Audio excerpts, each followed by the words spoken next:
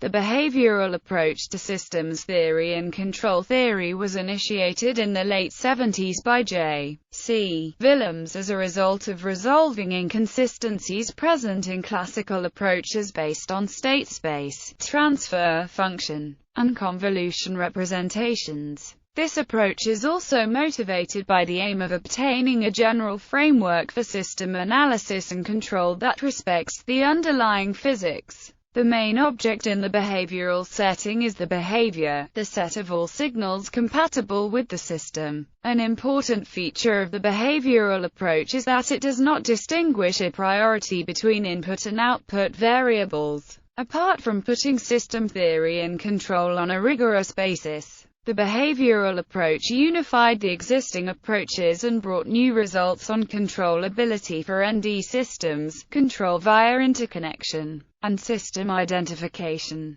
Dynamical system is a set of signals. In the behavioral setting, a dynamical system is a triple whereas the time set, the time instances over which the system evolves, is the signal space, the set in which the variables whose time evolution is modeled take on their values, and the behavior, the set of signals that are compatible with the laws of the system. Means that is a trajectory of the system, while means that the laws of the system forbid the trajectory to happen. Before the phenomenon is modeled, every signal in is deemed possible, while after modeling, only the outcomes in remain as possibilities. Special cases: continuous time systems, discrete time systems, most physical systems, a finite set, discrete event systems, linear time-invariant differential systems. System properties are defined in terms of the behavior. The system is said to be linear if is a vector space and is a linear subspace if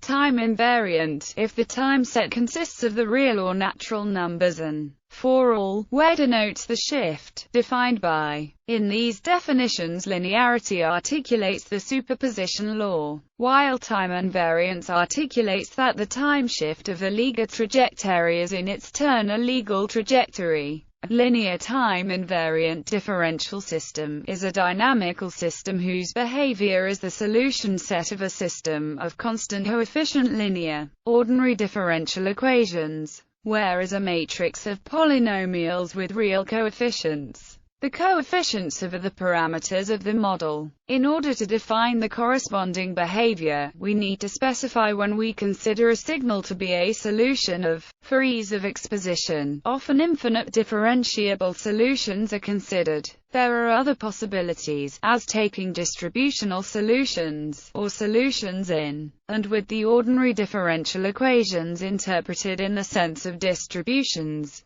The behavior defined as this particular way of representing the system is called kernel representation of the corresponding dynamical system. There are many other useful representations of the same behavior, including transfer function, state space, and convolution. For accessible sources regarding the behavioral approach, see Observability of latent variables. A key question of the behavioral approach is whether a quantity W1 can be deduced given an observed quantity W2 and a model. If W1 can be deduced given W2 and the model, W2 is said to be observable. In terms of mathematical modeling, the to-be-deduced quantity or variable is often referred to as the latent variable, and the observed variable is the manifest variable. Such a system is then called an observable system.